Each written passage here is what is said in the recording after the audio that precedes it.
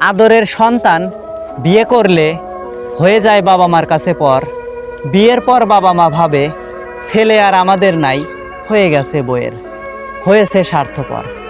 তাই ভেবে বাবা মা দেখতে পারে না পুত্রবধূকে, তাই কারণ অকারণে ঝগড়া করে পুত্রবধূর সাথে।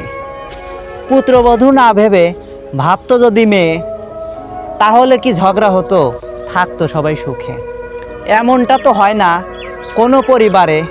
দিন যতই যায় ততই শুধু দূরত্বটা বাড়ে।